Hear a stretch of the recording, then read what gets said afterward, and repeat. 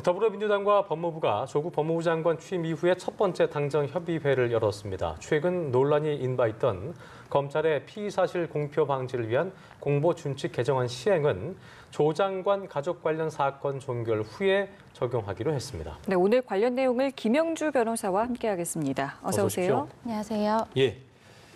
말씀드린 대로 당정이 최근에 수사기관의 피의사실 공표와 관련됐던 훈령 변경을 추진을 시도하면서 논란이 상당했었는데 사실 이게 피의사실 공표 문제라는 것이 어제 오늘 얘기가 아니었기 때문에 참 해묵은 문제라고 볼 수 있을 텐데 이 시점에 논란이 되는 이유부터 다시 한번 짚어볼까요?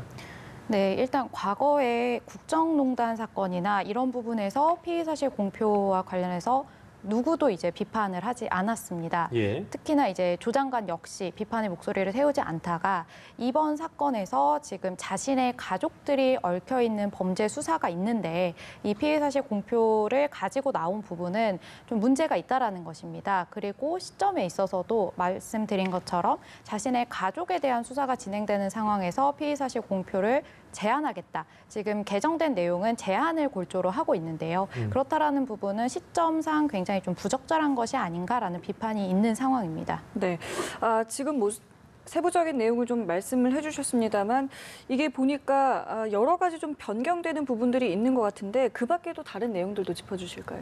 네, 처음에 이제 들어온 것은 2009년 이듬해에 인권보호를 위한 수사 공보 준칙으로 예외 사유의 경우 피의 사실을 공표할 수 있도록 해두었습니다. 기존 내용을 먼저 말씀을 드리자면 중대한 오보나 축축성 보도를 방지할 필요가 있는 경우 그리고 범죄 피해의 급속한 확산이나 동종 범죄의 피해가 예상되는 경우 그리고 범죄 검거나 주요한 증거 발견을 위해서 국민의 제보를 받을 필요가 있는 경우에는 이 피해 사실을 공개할 수 있도록 지금 준칙에서 규정이 되어 있었는데요. 예. 이 예외 사유에 해당할 경우에는 어떠한 제한 없이 그대로 공개를 했던 그런 과정 중에 있었습니다. 그런데 이번에 바뀐 이름부터 바뀌었는데요. 네, 형사사건 공개 금지 등에 관한 규정으로 바뀌게 되면서 1차적으로 언론에 공개할 수사 내용은 형사사건 공개심의위원회를 통해서 결정을 하도록 하고 있습니다. 그렇다라고 하면 법무부가 1차적으로 이것을 거르겠다라는 부분인데요. 이게 공개가 되고 나서 문제가 될 경우에는 공개 수사 내용을 유포한 검사에 대해 법무부 장관이 또 감찰을 할 수 있도록 또 규정을 했고요. 그리고 지금 또 문제가 되는 부분은 기존에는 피해자의 동의 의사를 받아서 촬영을 하거나 이런 부분이 아니었습니다. 그런데 고위공직자, 무슨 특정 강력 범죄 사건, 그리고 성폭력 처벌법 적용 대상자를 제외한 일반 피해자들의 경우는 동의 의사를 서면으로 받은 경우에만 검찰 출석이나 이 경우에 촬영을 할 수 있도록 이렇게 굉장히 피해자의 인권 보호 측면으로 제한을 하는 쪽으로 많이 개정이 되었습니다. 그렇군요. 어쨌든 유보 배경에는 일단 국민 알 권리와 상충되는 문제도 지금 말씀하신 것처럼 있었던 부분이 있지요. 그 네, 부분도. 그렇습니다. 지금 이 조 장관이 임명이 되는 부분에서부터 굉장히 반발이 있어 왔고요. 그리고 가족들이 수사 대상에 있고 구속영장까지 자꾸 나오고 있는 그런 상황입니다. 네. 그렇기 때문에 이게 당장 적용이 되다 보면 아무래도 정 교수 자체가 이 포토라인에 서는 그런 상황은 또 우리가 생각할 수 없게 되는 그런 상황이 발생을 합니다. 그렇다라고 하면 자신의 가족의 인적사항이나 이런 것을 보호하기 위해서 이것을 또 빨리 도입을 하는 것이 아니냐라는 부분이 있어 왔고 국민들은 이에 반해서 국민의 알 권리가 있다. 이 공직자의 윤리랄지 이런 부분에서 문제가 된다면 국민들이 이것을 분명하게 알아야 할진데 이것을 지금 와서 이렇게 한다는 부분은 국민의 알 권리에 굉장히 큰 침해를 받는다라는 부분에서 좀 유보 결정이 있었던 것으로 알고 있습니다. 예. 자, 그렇다면 저희가 이제 조 장관 의혹 관련 수사 내용도 좀 짚어볼 텐데요. 일단은 정경심 교수의 공소장 내용이 공개가 됐습니다. 아들의 표창장을 이용해서 위조를 했다. 이런 내용이 있는데 어떤 식으로 좀 했다는 거죠? 네, 이게 마치 영화의 한 장면 같은 느낌이었습니다. 예. 지금 정 교수의 동양대 사무실 컴퓨터 파일을 들여다봤더니 아들이 동양대에서 받은 표창장 스캔 파일이 있었고요. 예. 그리고 이 파일의 일부를 지금 잘라낸 그림 파일이 있었습니다. 아무래도 직인이나 이쪽 파일이었지 않았을까 싶은데요. 그리고 딸의 표창장 내용이 적혀 있는 한글 파일이 있었고, 그리고 딸의 표창장 완성본이 있었습니다. 그렇다라고 하면 아들의 표창장에 필요한 부분을 오려내고 그리고 한글 파일에 내용을 넣어서 이렇게 위조를 한 것이 아니냐. 이게 최근에 또 굉장히 유행했던 영화에서 자약증명서를 위조하는 장면하고 굉장히 유사하다라는 이야기가 있는 그런 상황입니다. 예.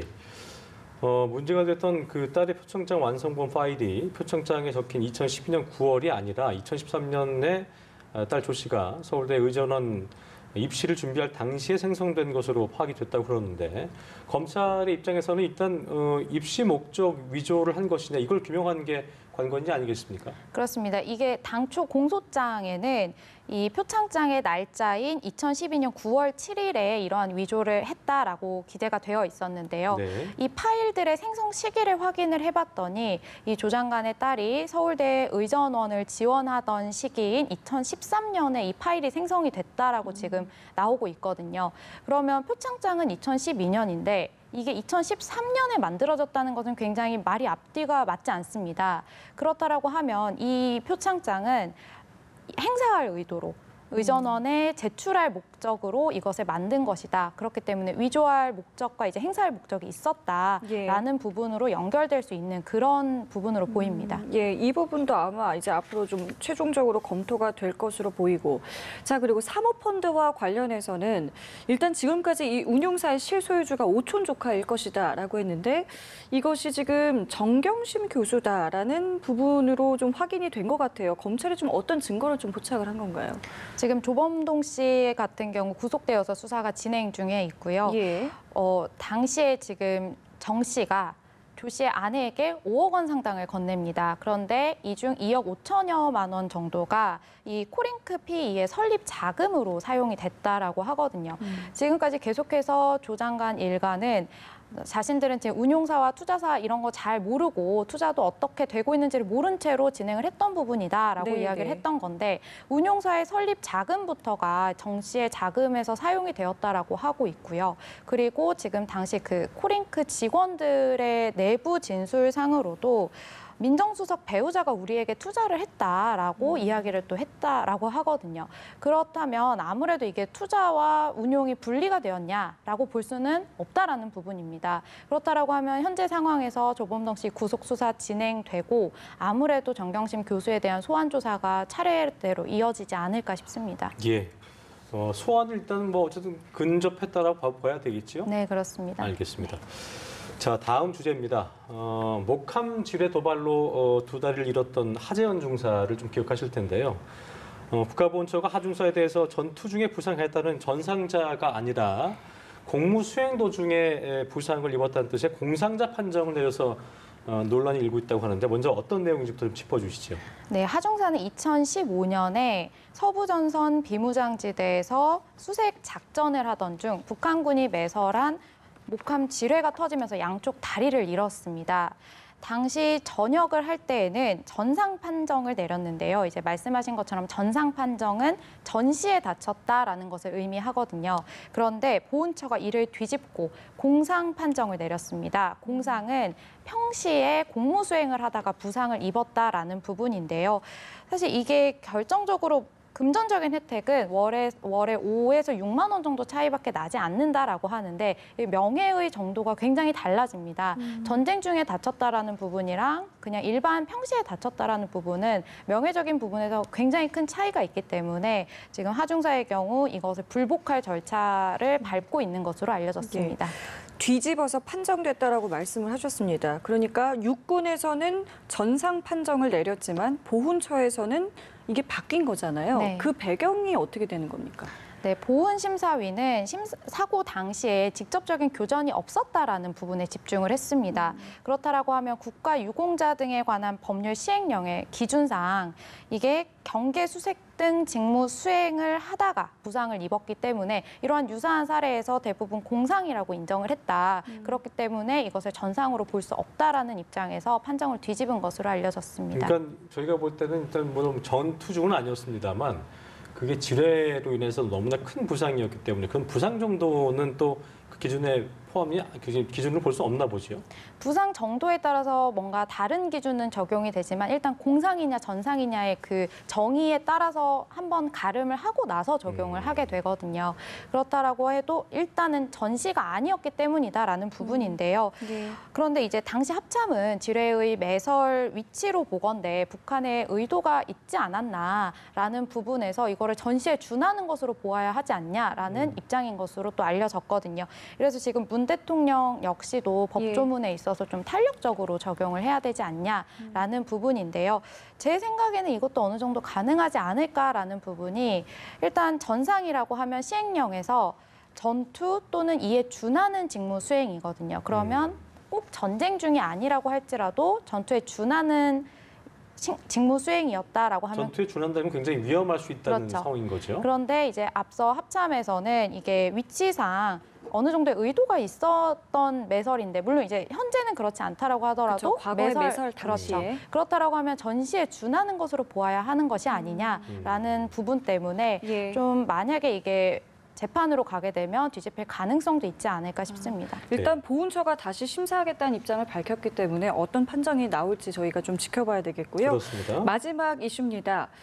현직 경찰관에 관한 이야기인데요. 한 여성이 민원을 넣으려고 경찰서를 찾았습니다. 예. 근데 이 여성이 마음에 들었던 경찰이 개인정보를 이용해서 사적으로 카톡을 여러 차례 보냈다라는 건데 문제는 내사에는 착수를 했지만 아직까지 처벌이 전혀 없었다라는 건데 좀 어떻게 보고 계십니까? 일단 내부적으로 징계는 했다라고 알려졌어요. 그런데 이게 형사처벌 대상이냐에 대해서 관할 경찰청에서 굉장히 고심을 하고 있는 부분이 개인정보보호법상 이렇게 규정이 되어 있습니다. 업무상 알게 된 개인정보를 누설하거나 권한 없이 다른 사람에게 이용을 하도록 제공을 한 경우 이제 처벌을 할 수 있는데요. 이 사람은 자신이 호감을 표현할 의도로 지금 이 개인정보를 이용을 했단 말이에요. 그렇다라고 하면 다른 사람이 이용하도록 한 것이 아니기 때문에 이게 누설은 아니라는 거죠. 그렇죠. 누설 역시 다른 사람에게 그렇죠. 이야기를 해야 되는 부분인데 그에 이른 것은 아니어서 형사처벌까지는 좀 어려운 것이 아니냐. 그리고 이런 사례로 지금 처벌이 된 판례가 없었다라고 해요. 그래서 현재 이 너무 또 문제가 되는 것은 너무나 당연한 상황이어서 개인정보보호위원회에 법률 해석을 의뢰를 해서 이 경우에도 처벌을 할 수 있냐라는 부분을 지금 해석 중에 있다라고 고심 중인 합니다. 거군요. 네. 그러니까 진척이 없다는 얘기는 그만큼 어떻게 해야 될지 지금 뭐 판례가 없는 경우 어떻게 해야 되는 거예요? 이런 경우는. 이게 판례가 없는 이유는 개인정보보호법 자체 신설이 오래되지 않았기 때문입니다. 뭐 그렇군요. 형법 같은 경우에는 굉장히 오래전에 신설이 되었던 규정이기 때문에 처벌예가 있지만 만약에 이게 또 처벌이 되면은 판례가 없고 기준이 없기 때문에 또 상급심에선 뒤집힐 가능성도 있고요. 그런데 이건 굉장히 개인적인 생각인데 그 아래 처벌 규정에서는 이게 정당한 권한 없이 다른 사람의 개인정보를 훼손, 멸실, 변경, 위조 또는 유출한 자의 경우에 또 처벌을 할 수 있도록 되어 있습니다. 그런데 이게 유출이라고 하면 유출을 해서 자신이 사용을 해도 유출이라고 볼 수 있지 않을까라고 저는 개인적으로 생각을 하거든요. 이 규정을 적용을 해서 처벌을 할 수는 없을까라고 또 이제 여러 전문가들이 또 생각을 하고 있는 부분이라고 봅니다. 그러니까 앞으로 이 법률의 유권 해석이 어떻게 될지는 모르겠지만 변호사님 보시기엔 그러니까 현행법상 처벌도 충분히 가능하다라고 보신다는 부분이죠. 어떻게 해석을 하냐에 따라서 이 단어의 해석이 어떻게 들어가냐에 따라 처벌도 가능하지 않을까라는 조심스러운 해석입니다. 첫 번째 판례가 될 것이기 때문에 어떤 판단이 나오게 된다면 상당히 중요한 판례가 되겠군요. 네. 알겠습니다. 지금까지 김영주 변호사와 함께 주요 사건 이슈 자세히 짚어봤습니다. 오늘 말씀 고맙습니다.